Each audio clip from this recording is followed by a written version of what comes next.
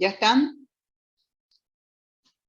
Bueno, vamos entonces, siempre hablando ya de la estructura molecular del músculo.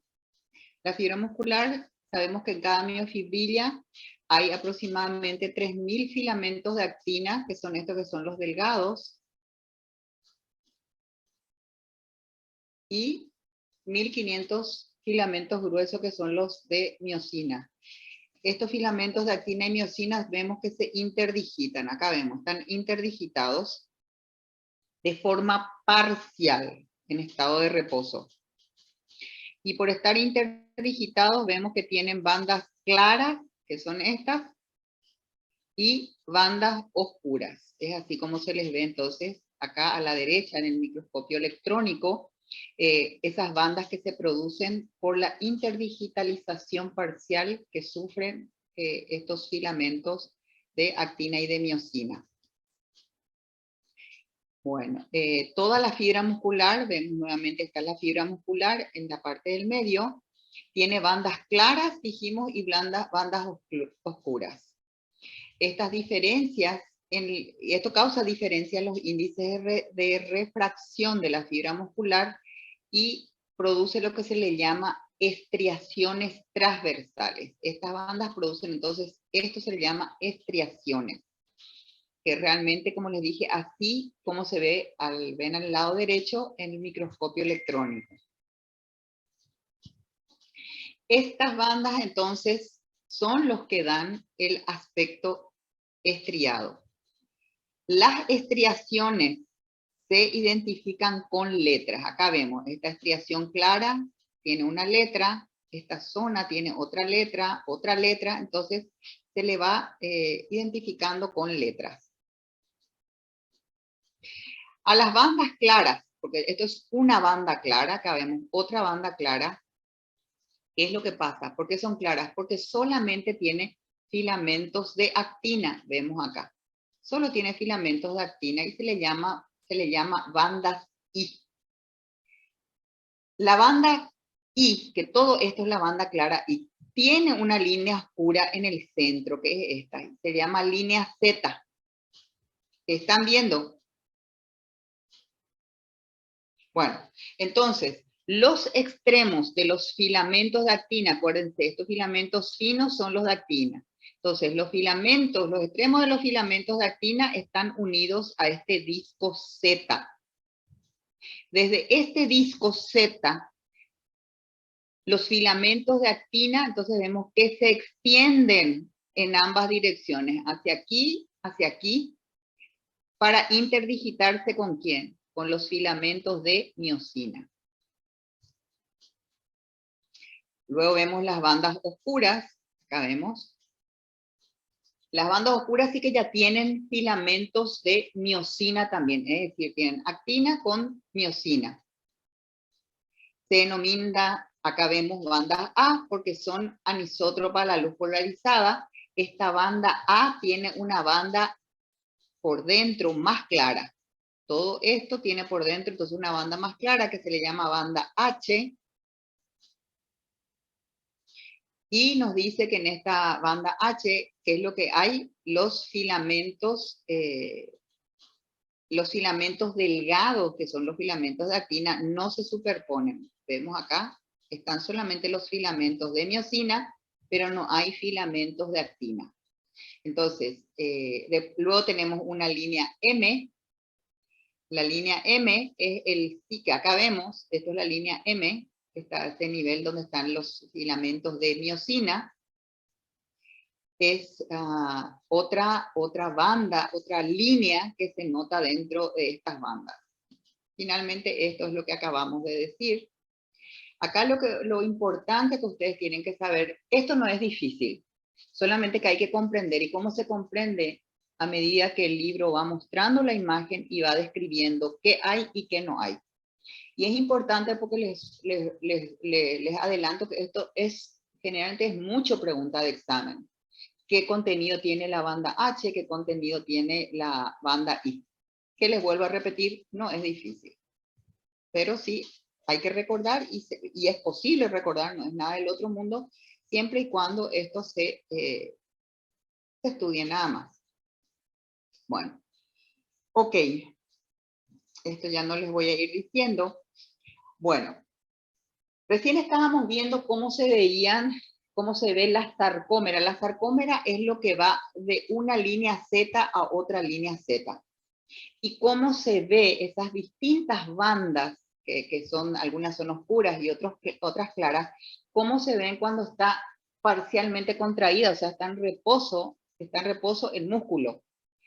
Sin embargo, cuando el músculo, la fibra muscular está contraída, eso cambia. ¿Por qué? Porque hay un deslizamiento, como vemos acá. Hay un deslizamiento de estos filamentos de actina con los de miosina. Entonces, desaparecen esas bandas que acabamos de ver. ¿Comprendieron eso? Bueno, aparte de que en la sarcómera, que es lo que estamos mostrando, hay esas bandas producidas por el hecho de que los filamentos de actina y de miosina se interdigiten. Hay también otras proteínas, y también dijimos que los filamentos de actina y miosina son proteínas. Pero también hay otras proteínas a ese nivel, no solamente los de actina y miosina. Ejemplo, y mire que lo que vamos a decir, tampoco con eso estamos diciendo todas, pero por lo menos conocer los más relevantes para comprender cómo funciona este tema o qué elementos tiene que haber, o sea, qué moléculas tienen que haber para que ocurra esa contracción del músculo esquelético.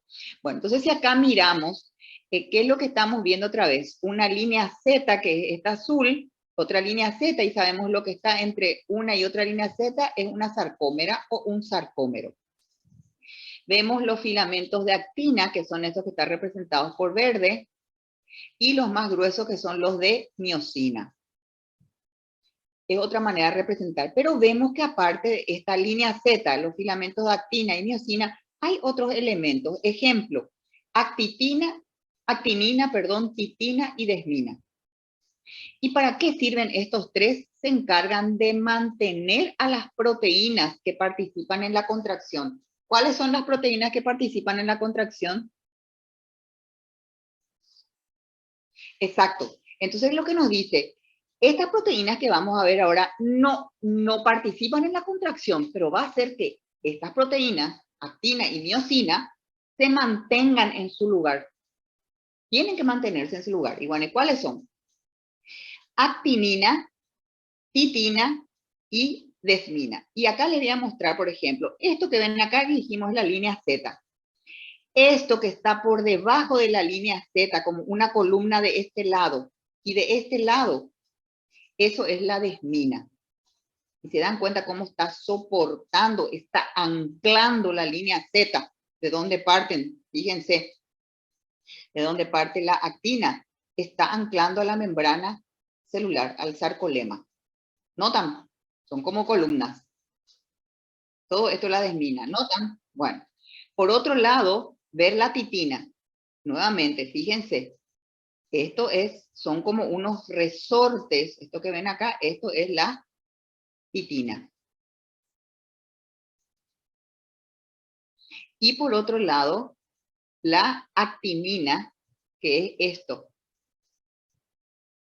que está sujetando esta línea Z. Bueno, y una vez viendo esto, por ejemplo, ya que vemos la titina que está esto acá, ¿qué es lo que nos dice? Las moléculas de titina, entonces son moléculas también, y son moléculas proteicas, mantienen en su lugar los filamentos de miosina, y fíjense, ¿con quiénes? Con la línea Z, con las líneas M, perdón, están a este nivel. Perdón, esta es la línea M. Entonces, esto va a hacer que la miosina, los filamentos de miosina, se mantengan en su lugar con la línea M y los de actina con esta línea Z. Bueno, y ahí les va diciendo todo. Quiero nomás pasar un poco más rápido. La desmina, que es lo que les mostré, que era como esta columna que vemos acá, y nos dice, la desmina es la principal proteína muscular de tipo 3 que está en el citoesqueleto intracelular. Interactúa con otras proteínas, en este caso, que están a nivel del disco Z. ¿Y qué es lo que proporciona? ¿Para qué sirve esta desmina? Para que ayuda a conservar la integridad de la célula, porque si no, la célula se desbandaría, es lo que le da estabilidad también a la célula.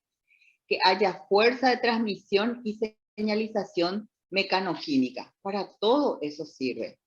Que si esto tiene un problema, va a haber finalmente otra vez problema en la contracción muscular. Bueno, fíjense, por ejemplo, si acabamos de ver, y existen, esto dijimos que era la desmina, existen patologías que se destruye esta desmina. ¿Y qué es lo que ocurre? Esto que vemos acá. Dijimos que esto que vemos en amarillo es como la desmina, lo que le ata a las miofibrillas, a los filamentos de actina y miosina, a las membranas. Si esta desmina se descompusieran, fíjense lo que va a ocurrir adentro.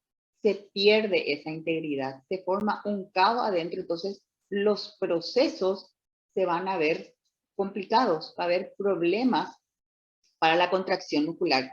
Y hay enfermedades, miopatías musculares, en que el problema es que el paciente tiene problemas genéticos y que causa que haya poca desmina o no haya desmina. ¿Comprendido? Por eso estos niveles moleculares hay que comprenderlos también.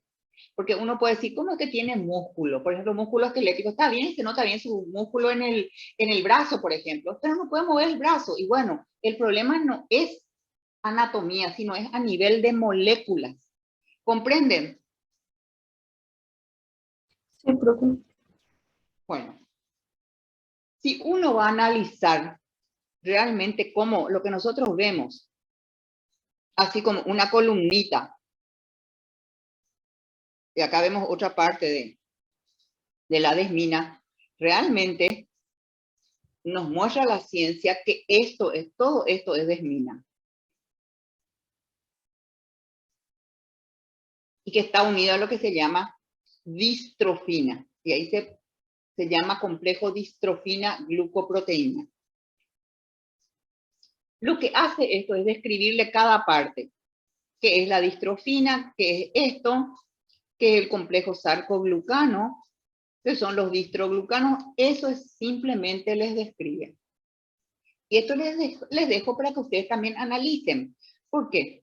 Porque esto está descrito y con esta imagen de Gannon se comprende perfectamente porque Guyton lo menciona hasta lo que acabamos de decir, pero cuesta comprender porque no está esta descripción. Así que por eso les digo, esta exclusivamente es de Gannon. Bueno, ¿cuál es el mecanismo molecular de la contracción?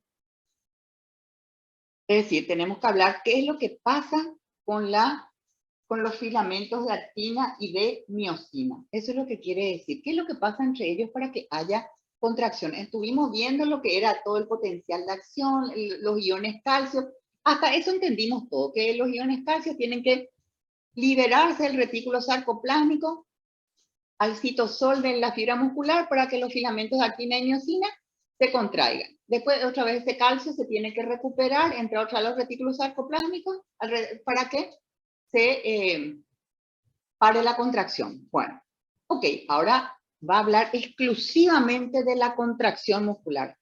A ese momento se va a dirigir ahora el conocimiento, a entender qué es lo que ocurre con esas moléculas y conocerle más a esas moléculas de actina y miosina para comprender la contracción. Bueno, en primer lugar nos dice, yo quiero que vean esta imagen que es de Guyton, que es lo que dijimos, cómo se encuentra, esto era la sarcómera de una Z a otra Z, acá hay otra sarcómera, acá hay otra sarcómera, ¿Cómo se encuentra en estado relajado? Donde decía que hay una superposición parcial de los filamentos de actina y de miosina, pero acá no hay contracción, hay una superposición parcial. ¿Por qué? Porque en parte nomás está superpuesto. ¿Comprenden esta imagen? Bueno, y cómo a partir de esa superposición se forman las partes, las bandas claras y las bandas oscuras. Ahí era lo que era la banda I, la banda A, la línea Z, ahí se comprende un poco.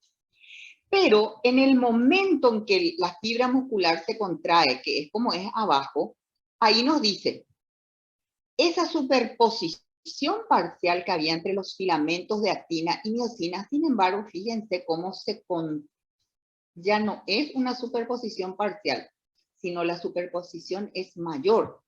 Entonces, ahí cambia un poco la disposición de las bandas. Eso es lo que nos está diciendo un poco. La sarcómera se vuelve más pequeña. Y ahí notamos cómo se superponen más los filamentos de actina con los de miosina. Por lo tanto, esto es una sarcómera relajada, la de arriba, y la de abajo es una sarcómera contraída. Al contraerse, se acorta la longitud del músculo. Bueno, lo que nos dice este estado de pasar de un estado relajado a estar a un estado contraído de la fibra muscular, ¿por qué ocurre? Por un mecanismo de deslizamiento de los filamentos. Ese es el mecanismo.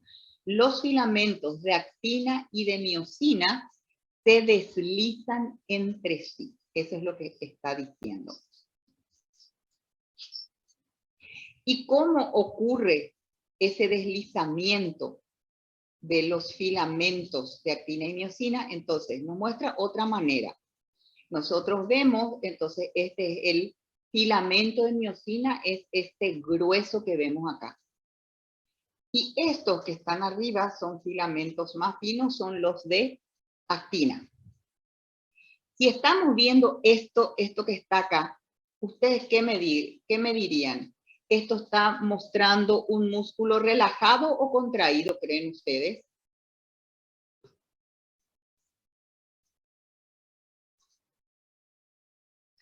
¿Cómo está cuando están contraídos los filamentos de actina? ¿Están o no están superpuestos? Están superpuestos, profe. ¿Acá están superpuestos los filamentos de actina entre sí? No. No. Por lo tanto, ¿es relajado o es contraído? Relajado. Entonces, es importante ese análisis, acabamos de decir. Se produce por deslizamiento y que se interdigitan y se superponen, decía. Entonces, eso no está viendo acá. Entonces, el concepto es muy importante. Bueno, vamos a mirar un poquitito. Este es el filamento de miosina, que es el grueso, ¿verdad? Y nos dice que el filamento de miosina tiene un cuerpo. A esto que está en el centro se le llama cuerpo. Y tiene lo que se llama del cuerpo que salen puentes cruzados. Este es un puente cruzado. Todo esto que sale por fuera del cuerpo del filamento de miosina, estas parecen cucharitas, a esto se le llama puentes cruzados. Hay tanto arriba como abajo. Son puentes cruzados. El lugar de unión de este puente cruzado con el cuerpo se le llama bisagra y tiene, digamos, como que se articula. ¿Comprendieron eso? Bueno. Y ahora la pregunta es, si nos dijo recién que el mecanismo molecular para que haya contracción muscular es que las moléculas de actina y de miosina se tienen que deslizar entre sí. Entonces la pregunta es, ¿qué hace que los filamentos de actina y de miosina se deslicen? Y es más, nos dice, ¿Cómo se produce este deslizamiento? Entonces, tenemos que mirar. Este es el filamento de miosina. Y realmente son los filamentos de actinas que se tienen que deslizar hacia adentro, venir más hacia acá, hasta superponerse. Estos se tienen que ir acercando hasta superponerse. Esa es la manera. Entonces repite la pregunta. ¿Qué hace que los filamentos de actina, le miro a los filamentos de actina, se deslicen hacia adentro, hacia el centro, quiere decir, de los filamentos de miosina? Y la respuesta, esta acción de deslizamiento hacia adentro está producida por fuerzas que se generan por la interacción de los puentes cruzados. Este era el puente cruzado, que va del filamento de miosina. Ya sabemos, el puente cruzado forma parte del filamento de miosina, no de actina. Y este puente cruzado, ¿a dónde va? E interactúa con el filamento de actina. Por eso se mueve, dice. Este filamento de actina se desliza hacia adentro, que es hacia el centro, porque estos puentes cruzados interactúan con el filamento de actina y le empujan, le mueven hacia adentro. ¿Comprendieron eso? Bueno, Sí, cuando el músculo está en reposo, esta fuerza, es decir, el puente cruzado, no interactúa con el filamento de actina. Está inactivo. Así es cuando está en reposo. Sin embargo, cuando empieza a ver esto que acá vimos abajo, está viajando un potencial de acción a lo largo de la membrana de la fibra muscular. Y después entra, ya sabemos, en el túbulo T y hace que se libere el calcio a nivel de del citoplasma de la fibra muscular. Este calcio, ¿qué va a hacer? Va a rodear a estas miofibrillas de actina y miosina. O sea, le va a rodear el calcio que acá se liberó, le va a rodear a los filamentos de actina y de miosina. Y allí va a comenzar la contracción. ¿Comprendido eso? Es decir, para que haya ese mecanismo de deslizamiento, necesita haber calcio. Y ya sabemos de dónde procede el calcio. Por otro lado, también, ¿qué se necesita para que haya contracción? Energía, combustible, como siempre. ¿Y de dónde procede esa energía para que se produzca el proceso contráctil del ATP? Y acá ustedes ven, acá hay una moleculita en amarillo de ATP, de la molécula de ATP. Y ustedes saben, este ATP tiene que liberar un radical fosfórico y se convierte en ADP. Y entonces ahí viene la energía para que ocurra esto que es el proceso de la contracción. Eso en resumidas cuentas ya tienen la película. Bueno. Luego se describe un poco cómo está formada cada uno de los filamentos. Cómo está formada los filamentos de miosina. Y nuevamente le miramos al filamento de miosina, que podemos ver también de esta manera. Se ven como si fuesen palitos de golf. Estos son los puentes cruzados que estamos viendo acá. Bueno, entonces, todo este filamento de miosina, solamente miren el filamento de miosina, no los de actina. Nos dice que los filamentos de miosina están compuestos por múltiples moléculas de miosina. Entonces, no confundan molécula de miosina con filamento de miosina. Si nosotros vemos a la derecha, esto es una molécula de miosina, esto que está acá arriba. Y la unión, el conjunto de varias moléculas de miosina, acá ven una molécula, otra molécula de miosina, que hacen filamento de miosina. ¿Comprendido? Sí, profe. Nos dice que cada filamento de miosina está compuesto aproximadamente por 200 o más moléculas de miosina. Estos palitos de golf, es lo que les dije, les comparé un poco porque si fuesen dobles, son las moléculas de miosina. Cada filamento de miosina aproximadamente tiene 200 o más moléculas de miosina. Bueno, entonces ya que quede lo que es molécula de miosina, que son varias, hasta aproximadamente 200 moléculas de miosina o incluso más pueden hacer un filamento de miosina. Ok, seguimos hablando. ¿Cuál es la forma de miosina que se encuentra en el músculo? Porque hay varios tipos de miosina. Nos dice que es la miosina 2. Y esta miosina tiene dos cabezas globulares, que es lo que vimos acá a la izquierda, es lo que acabo de mostrarles. Acá arriba a la izquierda se ven las dos moléculas, dos cabezas globulares, que si nosotros vemos en la imagen de Guyton, porque Guyton es esto lo que muestra acá, estas son las dos cabezas globulares, que es lo que les mostré acá a la izquierda, y esto es lo que se ve como en la figura de abajo a la izquierda, así, estas son las cabezas globulares. Y tienen una cola larga, esto es la cola.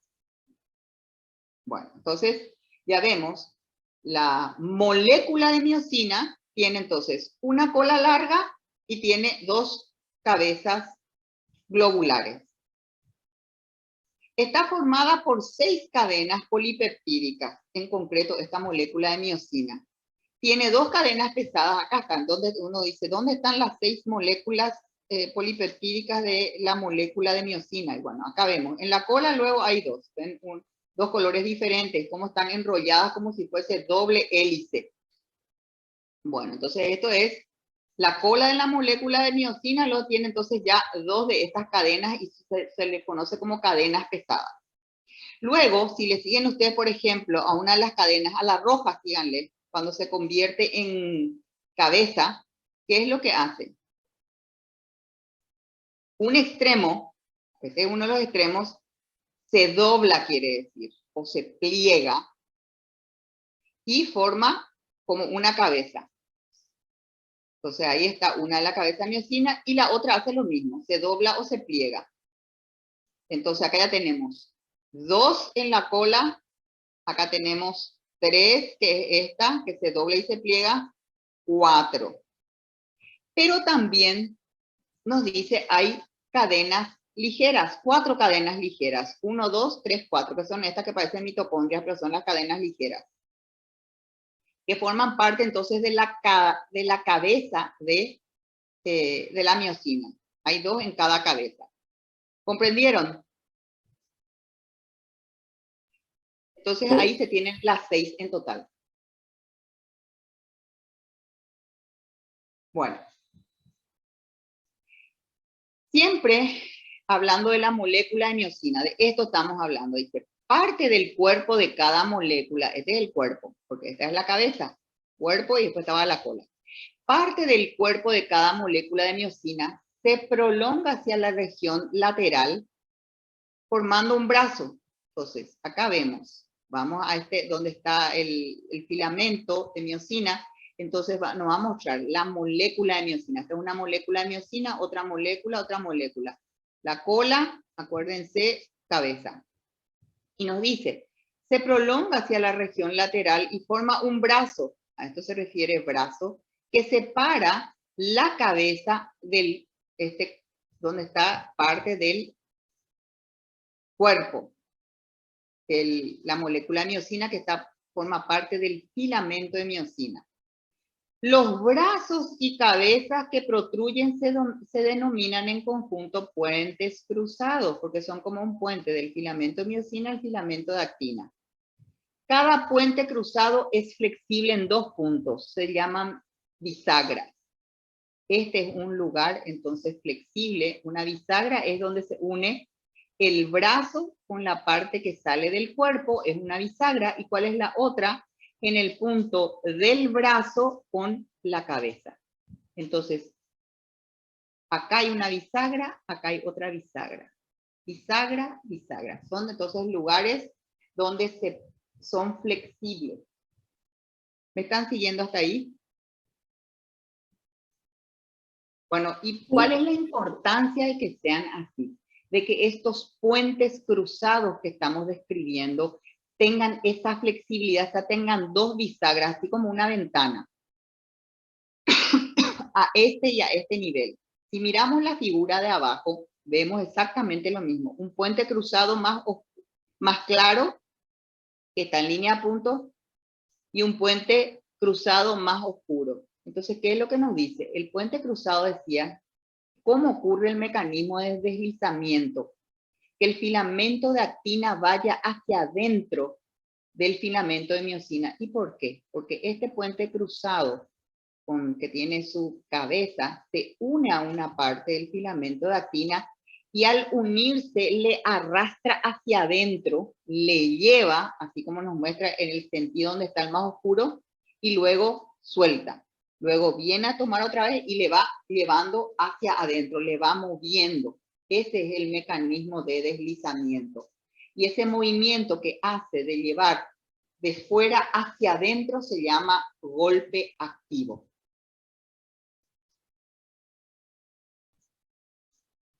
Simplemente esta imagen que no hay en Guyton, pero sí lo que está diciendo el concepto, ¿qué es lo que nos habla? Que las cabezas articuladas, y nuevamente, esto vemos una molécula de miosina que tiene con sus dos cabezas. Y vemos varias moléculas de miosina que hacen un filamento de miosina. ¿Qué es lo que nos dice? Estas cabezas articuladas poseen la propiedad esencial para la contracción muscular, que es la de actuar como una enzima ATPasa. Entonces, permite que la cabeza, esta cabeza del puente cruzado, divida, escinda al ATP y así entonces consigue la energía para que ocurra el proceso de la contracción. Entonces nos está hablando de otro elemento importante que hay en estas cabezas. Bueno, ahora eso fue con respecto a filamento de miosina, que volvió a explicarnos que hay aproximadamente 200 moléculas o más de miosina que forman un filamento de miosina. Ahora va a hablar un poquitito de los filamentos de actina, que son los filamentos finos. Y nos dice que los filamentos de actina realmente uno pudiera pensar que nos muestra de repente como una línea fina. Y al final, cuando está bien definido por microfotografía electrónica, que es lo que se ve, que tiene varios componentes. Y lo que vemos como una línea realmente son varias cosas otra vez. Y dice, ese filamento que nosotros vemos como un filamento de actina realmente tiene a su vez lo que se llama actina, y nos muestra que son como estas pelotitas que vemos ahí. Tiene lo que se llama la tropomiosina, que es como esta cuerda que está de esta manera, y tiene lo que se llama la troponina, que ven como estos circulitos donde hay otra vez ITC que estamos viendo. En el libro de Guyton también vemos de esta manera. Y lo mismo se entiende. El complejo troponina, que son estas tres cositas, serían acá, ¿verdad? La tropomiosina es esto que está como más oscuro. Y la actina son estas bandas claras. Lo representa de esta manera. Pero nuevamente nos ayuda a comprender un poco más cómo realmente es la ultraestructura molecular de la actina. Bueno, los filamentos delgados de actina son realmente son polímeros compuestos por dos cadenas de la proteína F activa. Aquí son dos cadenas que se enrollan como una doble hélice, esto que vemos en lila. El esqueleto del filamento de actina es una molécula, acá cada uno de estos es una molécula entonces de proteína F activa. Cada filamento delgado de actina tiene aproximadamente de 300 a 400 de estas moléculas. Esto también nos dice que aparte hay puntos activos dentro de del filamento de actina. Y acá nos muestra los puntos activos como estos puntitos negros, ¿no? Agregó y eso. ¿Y para qué servirían los puntos activos? Son los puntos activos de los filamentos de actina con los que interactúan los puentes cruzados de los filamentos de miosina para que haya el deslizamiento. Es decir, cuando vimos que las cabezas de las moléculas de miosina se tienen que unir al filamento de actina, no es que se van a unir en cualquier parte del filamento de actina, sino específicamente los lugares donde esas cabezas que vimos recién del filamento de miosina se tienen que unir en estos puntos activos, que es lo que vemos acá abajo. Ese es el punto entonces de unión, se cree, en que la cabeza del puente cruzado de la molécula de miosina se une a la molécula de actina. Nos dice, estos puntos activos que se encuentran en las hebras de la F-actina, que son las más claras a ese nivel, porque no vemos en la tropomiosina, sino en la F-actina, están escalonados. No es que están uno al otro de otro, sino como escalonados, uno un poco más arriba, un poco más afuera, como si uno fuese un escalón. De esa manera, no está uno al lado de otro ni uno debajo del otro, sino como si fuese, como cuando uno va escalando, está un poco más arriba y afuera, es un escalón, un poco más arriba, afuera, y eso da entonces como que estuviese escalonado. ¿Comprendieron eso? Bueno. Esto ya hablamos.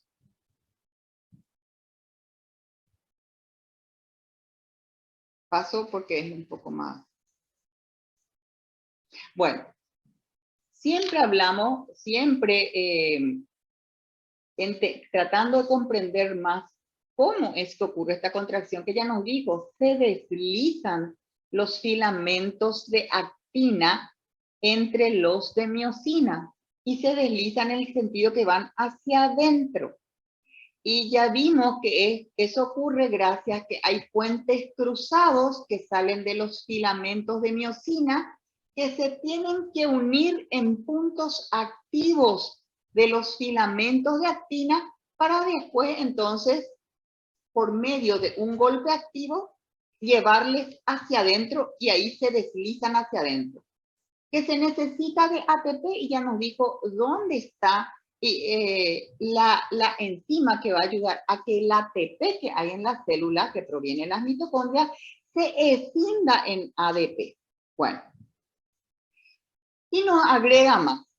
Esa interacción que hay entre el filamento de actina activado, porque nos decía, cuando está relajado, si bien existen todas esas estructuras que dijimos, no es que se destruyen y cuando va a haber una contracción se tienen que reconstruir. No, van a seguir existiendo. Lo que pasa es que para que haya la contracción tienen que activarse ese filamento de actina con los puentes cruzados. Cuando no está activado, está en estado relajado.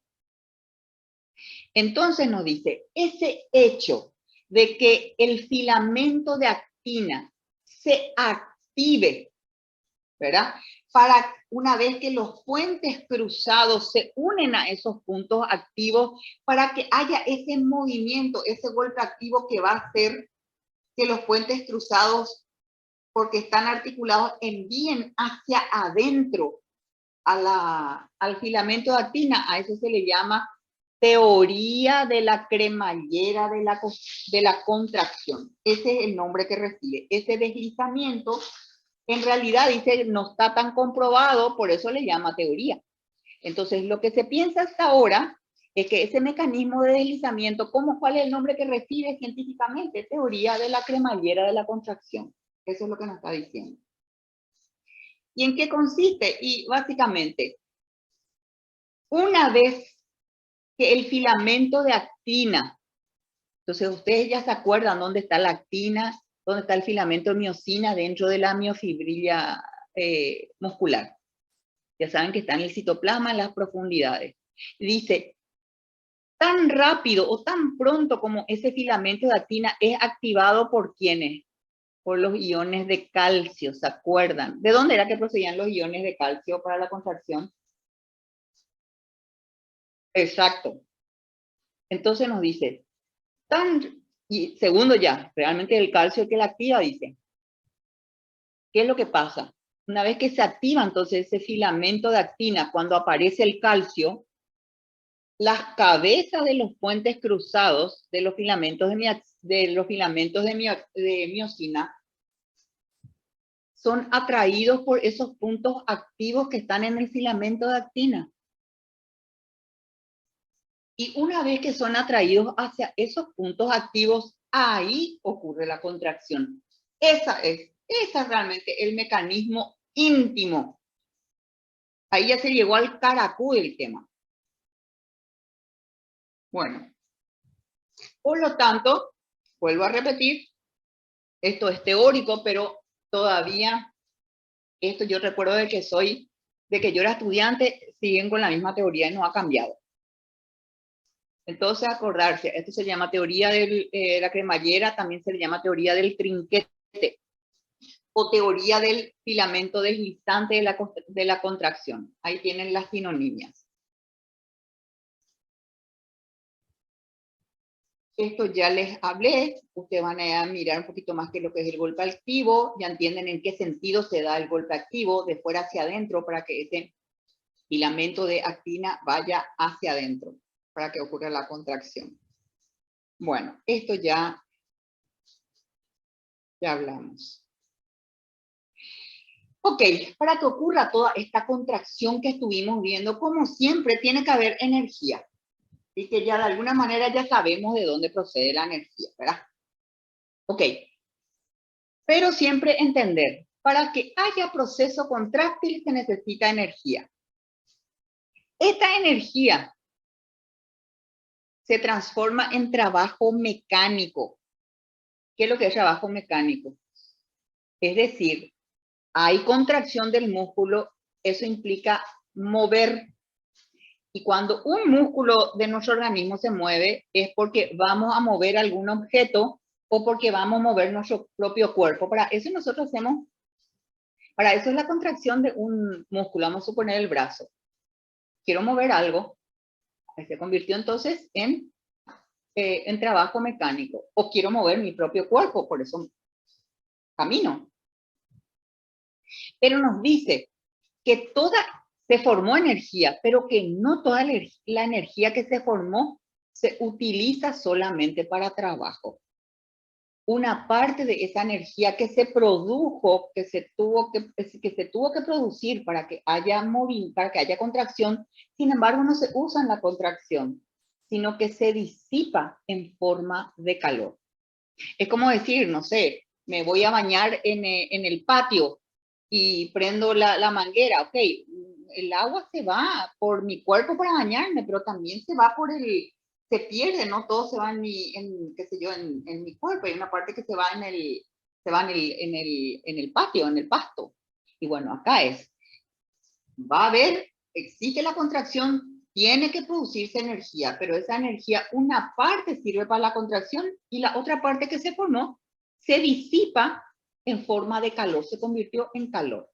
En concreto, en trabajo mecánico, que es la contracción, y en calor. Bueno, y acá hay una formulita muy fácil que dijimos, cuando un músculo se contrae, se realiza un trabajo, que es ¿verdad? Que dijimos, ese trabajo quiere decir, o vas a mover algo por la contracción de tu músculo o vas a mover tu propio cuerpo. Bueno, entonces ese hecho de que se realice un trabajo significa que hay transferencia de energía desde el músculo hasta lo que se va a hacer, la carga, que es mover la carga o mover tu propio cuerpo, que es la carga. Bueno, entonces, trabajo, porque dijimos, una parte se convierte en trabajo, decía, y otra parte se transforma en calor, se disipa en forma de calor. Entonces, el trabajo es el trabajo que se genera por esa energía producida. C es la carga que se tiene que levantar o mover, y D es la distancia del movimiento que se opone a la carga. Así de sencillo, así de simple, y no hace falta que nos compliquemos más porque no vamos a hacer una física de esto. Es simplemente para entender mínimamente todo lo que implica esa energía que se necesita para que se produzca la contracción. Bueno, Ok, ya dijimos, esa energía ¿de dónde viene? Proviene de reacciones químicas. ¿Dónde se producen esas reacciones químicas? Para que se produzca la energía que necesita para la contracción, se produce dentro de la propia célula muscular, donde tiene que haber contracción. Allí mismo se producen entonces esas reacciones químicas que van a producir energía. ¿Y cómo? Ya dijimos, gracias a esas reacciones químicas, la molécula de ATP se degrada y se convierte en ADP y libera, que ya aprendimos en la clase anterior, ese radical fosfato que es el que tiene mucha energía, muchas calorías. ¿Cuál es la concentración aproximada de ATP en la fibra muscular? Y nos dice aproximadamente en una fibra muscular hay una concentración de 4 milimolar de ATP. Y nos dice, esa concentración de ATP de 4 milimolar es suficiente para que la contracción se complete totalmente y dure 1 a 2 segundos. Esa energía sirve para mantener entonces 1 a 2 segundos esa construcción. Cuando dijimos, ese ATP se vuelve ADP para liberar la energía para que ocurra la contracción, pero nuevamente, si solamente se gasta el ATP, solamente se vuelve ADP, va a llegar un momento que va a dejar de haber contracción si es que no se forma nuevo ATP, y nosotros ya aprendimos también, así como el ATP se puede degradar en ADP, puede ocurrir la reacción inversa, y de hecho ocurre. El ADP nuevamente se fosforila, toma nuevamente un ion fosfato y se convierte en ATP. Dijimos que en una y otra dirección ocurre porque los enlaces eran muy lábiles. Eso también ya explicamos en la clase anterior. Es simplemente recordar lo que ya dijimos. Bueno, entonces, ¿cuáles son las fuentes de energía para que el ADP se convierta nuevamente en ATP? Y las fuentes son 3. Una es fosfocreatina. La segunda fuente para reconstituir el ATP es por la glucólisis del glucógeno. Y la tercera fuente de energía es la del metabolismo oxidativo. Si ustedes quieren leer más sobre esto van a encontrar en Guyton. Pero por lo menos yo les digo las 3 fuentes para que haya la fosforilación, es decir, que el ADP se convierta nuevamente en ATP, son estas 3. Bueno. Y luego, así como ya hablamos de cómo ocurre el mecanismo de la contracción, cuáles son los elementos que se necesitan para la contracción, ¿verdad? Desde la parte anatómica hasta conocer las moléculas que se encuentran dentro de las fibras musculares. Entonces, llegamos a lo siguiente. Ya sabemos que hay contracción. ¿Y qué es lo que podemos decir a este respecto? Que la contracción muscular finalmente implica que los elementos contráctiles, si bien acá nos dice que se acorten, más bien, según el concepto de Guyton, es que se deslicen. Es lo que nos dijo, ¿verdad? Pero como los músculos tienen elementos elásticos y viscosos, es posible que la contracción ocurra sin que la longitud del músculo cambie mucho. Puede ocurrir eso también. Por eso que se dice, hay básicamente 2 tipos de contracción en el músculo esquelético. Una se llama contracción isotónica y la otra se llama contracción isométrica.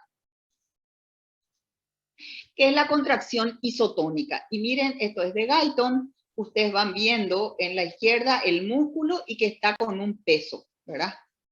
Y a la derecha ven cómo este músculo está más acortado por la contracción y levanta el peso. Entonces, una contracción isotónica, tónica quiere decir tensión, iso igual.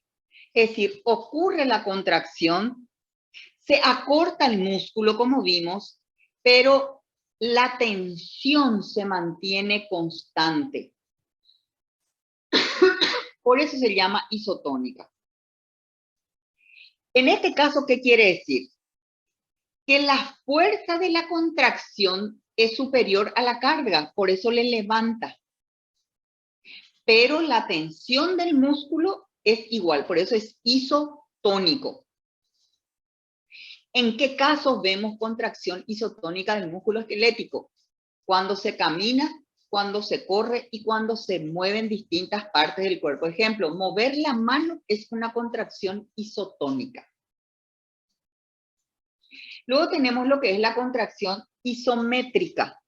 Iso igual, vuelvo a decir, y métrica, metro, quiere decir longitud. ¿Qué quiere decir? Lo que permanece constante es la longitud. Y si nosotros vemos en esta imagen, vemos que la longitud de la izquierda es igual a la longitud de la derecha. No cambió, por eso isométrica.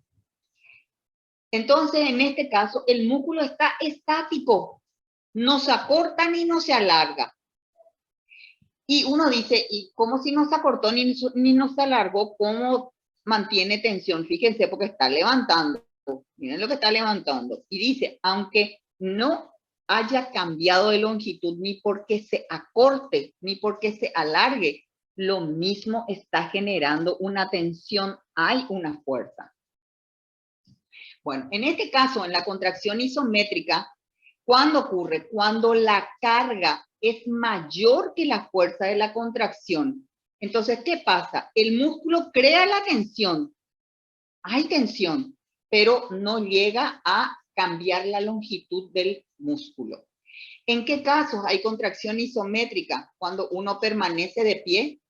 Fíjense, uno está de pie y dice, pero ahí no hay contracción, no se mueve ni se acortó. Hay una tensión para poder sostener esa posición. El músculo está desarrollando una tensión. El mecanismo está funcionando. No se acorta ni se alarga, es cierto, pero hay tensión, por eso se soporta el estar parado. Permanecer sentado, la misma, permanecer en una misma postura, controlar sin caerse, sin irse a uno u otro lado. Eso es contracción isométrica. ¿Comprendieron? Es muy importante en esto comprender. Muchas veces entendiendo el ejemplo ayuda a comprender el concepto, ¿sí? Bueno, otro ejemplo, contracción isométrica, fíjense. Nos dice, hay una contracción muscular, pero no hay movimiento. Está contraído, está ahí. Por ejemplo, uno carga un peso y se mantiene elevado el brazo, no se mueve, está ahí con eso. Mantiene el peso en la misma posición, no es que uno se desequilibra. Quiere decir que todos esos músculos que están haciendo esa acción están generando una tensión continua. Para que soportar eso, no hay acortamiento, no hay alargamiento, pero está generando tensión con la misma longitud, por eso isométrica, y se puede realizar el trabajo que se está queriendo. Bueno, ya estamos por terminar. Tenemos que entender que las contracciones musculares pueden tener distintas fuerzas. Y acá hay que tener el concepto de lo que quiere decir sumación de fuerza. Bueno, la sumación es decir que se vayan adhiriendo, adicionando. Acá nos dice espasmos, es decir, contracciones individuales del músculo. ¿Cómo se puede lograr? Se puede lograr entonces que aumente la contracción muscular de dos maneras, o porque aumente la cantidad de unidades motoras. Más unidades motoras se contraen en forma simultánea. A eso se le llama sumación de fibras múltiples. En vez de que se estén contrayendo 10, bueno, se van a contraer 40. Por lo tanto, ahí va a aumentar la fuerza porque se sumaron más fibras. A eso se le llama entonces ese mecanismo sumación de fibras múltiples. La otra manera es que no es que hayan más fibras que se contraigan, sino que las mismas fibras lo que hacen es que aumente la frecuencia de contracción. En vez de que se estén contrayendo, yo que sé, cada segundo va a aumentar la frecuencia que se contraigan a cada 0,5 de segundo, entonces eso también va a aumentar la fuerza. Y a eso se le llama sumación de frecuencia. Bueno, no sé si comprendieron eso. Bueno, dentro de la sumación de fuerza, de frecuencia, perdón, está lo que se llama la tetanización. ¿Qué quiere decir? La sumación de frecuencia puede llevar a la tetanización. Y para entender tetanización, porque en la enfermedad tétanos se ve esto, tenemos que entender este gráfico que es de Guyton y no es nada difícil. Vemos que entonces en la vertical nos habla de la fuerza con que se contrae el músculo y en la horizontal de la frecuencia con que se estimula por segundo el músculo. ¿Y qué es lo que nos muestra entonces? Esto rojo es la contracción en sí. Al lado izquierdo nos dice, hay espasmos individuales, o sea, acá veo bien una contractura, le llama espasmo, acá veo bien otra, empieza y termina, identifico la diferencia entre una y otra contractura, ¿verdad? Cuando la frecuencia de estimulación es baja, fíjense, entre 5, 10, 15, todavía discrimino cuándo empieza una y cuándo termina. Pero a medida que aumenta la frecuencia, síganme para entender, ¿vieron? 20, 25, 30, 35 veces por segundo con que se estimula, hay contracción más rápida, llega un momento que no se entiende dónde empieza y dónde termina una contracción. ¿Comprenden? Entonces, ¿qué es lo que pasa? La siguiente contracción se suma a la anterior y llega un momento, entonces, en que ya no se, llega un momento que acá vemos 35, que ya no hay diferencia dónde empieza y dónde termina.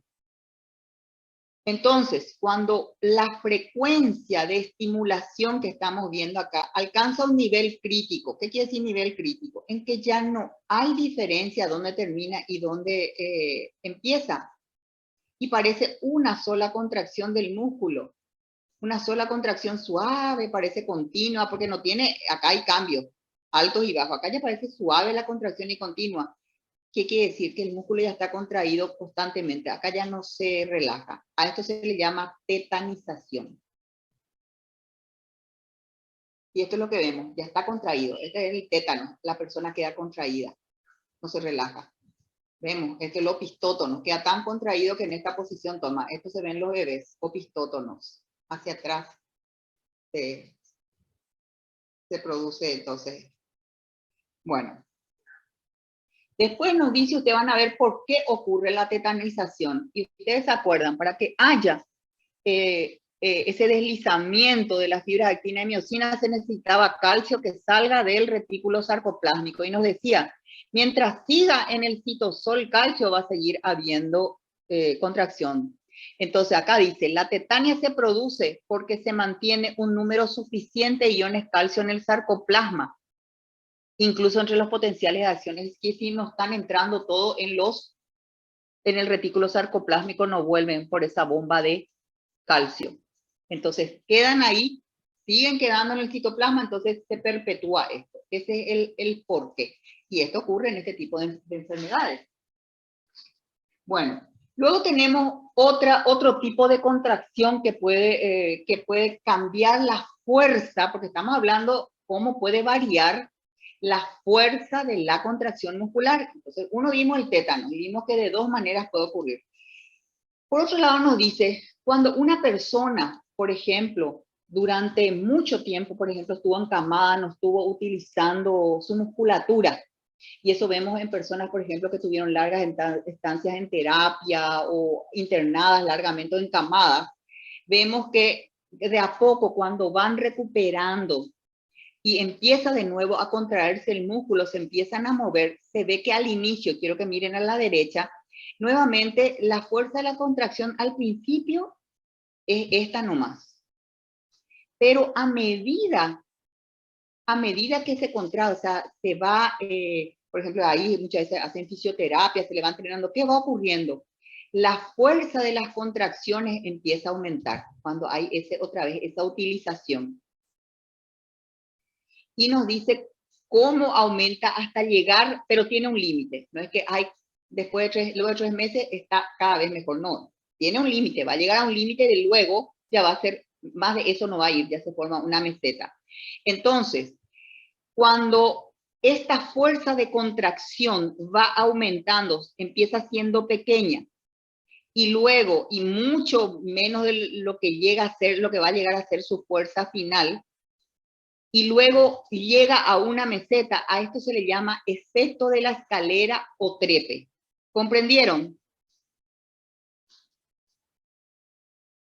Y nos dice por qué ocurre el efecto de la escalera. Acá están el por qué. Eso ya les digo para que ustedes vean, porque eso es un motivo de pregunta. ¿Por qué entonces hay efecto de escalera de trepe que se ve en ciertos pacientes? Bueno, ¿qué otra situación puede ocurrir con el músculo? Que se fatigue, lo que se llama fatiga muscular. ¿Qué es lo que es la fatiga muscular? Cuando hay una contracción prolongada e intensa de un músculo, el problema es que no es eso ilimitado. Se llega a fatigar. O sea, un buen atleta, incluso atleta de élite, puede llegar a fatigarse. ¿Y por qué ocurre? Por la contracción prolongada e intensa. Esas dos cosas se dan. Pero ¿por qué ocurre fatiga? Acá no ocurre por tema calcio. Acá ocurre porque dice la fatiga muscular aumenta en una proporción casi directa a la velocidad con la que falta glucógeno en el músculo. Entonces, la razón de la fatiga muscular es esto, que hay depresión, es decir, se va perdiendo glucógeno del músculo. Bueno, y ustedes van a seguir luego leyendo los porqués. Y ahora tenemos que saber, y sobre todo esto, porque de esto se vale, por ejemplo, las drogas que se utilizan que utilizan los anestesistas. Nosotros, ustedes se acuerdan de la unión neuromuscular a nivel de placa terminal, que hay una sinapsis entre nervio y músculo, ya vimos. Y que ahí está la acetilcolina y cómo trabaja. Bueno, a ese nivel, ¿verdad? ¿Por qué sirve toda la fisiología? Porque también ayuda al descubrimiento de drogas. Bueno, nos dicen que hay fármacos que potencian la transmisión de la unión neuromuscular, es decir, potencian lo que hace la acetilcolina, pero hay fármacos que bloquean lo que hace la acetilcolina. Bueno, entonces, en ese sentido que hay fármacos que le estimulan a la fibra muscular. ¿Por qué? Porque actúan como actúa la acetilcolina en forma similar. Por otro lado, dice, hay fármacos que estimulan también esa unión neuromuscular. ¿Por qué? Porque le inactivan a la acetilcolinesterasa. Entonces, si le inactivan a la acetilcolinesterasa, también favorecen la acción de la acetilcolina. Pero por otro lado, hay fármacos que bloquean la unión neuromuscular. Bueno, acá tenemos, ¿cuáles son los fármacos que estimulan la fibra muscular porque actúan de manera similar a la acetilcolina? Y tenemos 3 drogas, metacolina, carbacol y nicotina. Y que dicen, estas 3 drogas que existen, ¿verdad? Actúan sobre la fibra muscular muy similar a como ocurre la acetilcolina. Pero la diferencia que tienen con la acetilcolina es que estos fármacos no son destruidos por la colinesterasa, como sabemos que sí es destruido por la acetilcolinesterasa la acetilcolina. Sino que si son destruidos muy lentamente, por lo tanto, la acción de estas 3 drogas persiste durante muchos minutos a varias horas. Y nosotros ya sabemos que en cambio la acetilcolina en fracción de segundo es destruido por la acetilcolinesterasa. ¿Comprendieron eso? Sí. Bueno. Después están los fármacos que estimulan la unión neuromuscular. ¿Por qué? Porque le inactivan a la acetilcolinesterasa. ¿Cuáles son los fármacos que actúan de esa manera? Que le inactivan a la enzima acetilcolinesterasa. Neostigmina, fisostigmina y fluorofosfato de diisopropilo. Bueno, entonces, al inactivar la acetilcolinesterasa, ¿qué es lo que hace? Que haya más espasmo, haya más contracción. El problema nomás que puede haber con estas drogas, por eso es que hay que entender su uso, es que si hay tanta contracción, puede producir espasmo laringio, o sea, la laringe se contrae tanto que no puede pasar aire y el paciente se asfixia. Por eso, ese es el problema con este tipo de drogas. Bueno, no es una clase de farmacología, pero para que se entienda nomás hasta dónde puede llegar también el conocimiento de la fisiología, no solamente para saber cómo se producen patologías que dimos ejemplo, sino también que incluso el tratamiento puede influenciar. Bueno. Después tenemos los fármacos que bloquean la transmisión en la unión neuromuscular. ¿Cuáles son los fármacos que entonces bloquean la transmisión? Y ya sabemos lo que es que se transmite a lo que pasa del nervio al músculo, que ya supimos. A esos fármacos que bloquean esa transmisión se le llama fármacos curariformes. ¿Qué es lo que hacen? Impiden el paso del potencial de acción de esos impulsos desde nervio a músculo. No puede pasar porque se utilizó el fármaco curariforme. ¿Cuál es el ejemplo de un fármaco curariforme? La D-tubocurarina. ¿Qué es lo que hace la D-tubocurarina? Bloquea la acción de la acetilcolina. ¿Y cómo? Porque actúa sobre los receptores de la acetilcolina, que ustedes se acuerdan que esos receptores están a nivel de la fibra muscular. Entonces, ¿qué es lo que impiden? Que haya aumento de la permeabilidad a los canales de la membrana muscular y no puede iniciarse un potencial de acción. Y bueno, con eso terminamos. No, me falta nomás lo que es hipertrofia muscular, perdón. ¿Qué es hipertrofia muscular? Y acá vemos. En la hipertrofia muscular hay un aumento. ¿Por qué hay hipertrofia muscular? Fíjese, uno no puede decir porque aumenta la fibra muscular. No, hay aumento del número de filamentos de actina y de miosina. Eso es realmente en cada fibra muscular. Bueno, y lean más, pero quiero que entiendan el concepto. Lo contrario es la atrofia muscular. Ustedes ven, por ejemplo, en esta foto cómo es la pierna derecha es más chica que su pierna izquierda. Está atrofiada. Y lo mismo ven en esta persona encamada. La diferencia que hay entre su pierna derecha y su pierna izquierda. ¿Y cuándo ocurre atrofia muscular? ¿Qué es la atrofia muscular? Hay disminución de la masa total de un músculo. Tiene menos músculo, quiere decir eso. No está hablando de grasa, sino de músculo. ¿Y cuándo ocurre la atrofia? Cuando un músculo no se utiliza durante muchas semanas, empieza a haber entonces esta pérdida de masa muscular o atrofia. ¿Y qué es lo que ocurre? La velocidad de degradación de las proteínas contráctiles es más rápida que la manera en que se sustituye. Entonces, nuevamente, el problema son las proteínas contráctiles que se degradan. Y lo que tienen que ver en la atrofia muscular tiene que ver con una sustancia que se llama ubiquitina. Nada más. Yo ahora sí creo que ya termino, ¿sí? Ya. Bueno, entonces hemos concluido. Ahora lo que les voy a pedir es que me den, quiero tomar la presencia.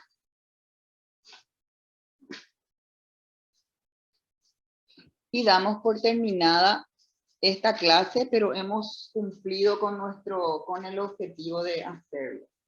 Bueno, necesito sus nombres, por favor. Voy a disminuir esto.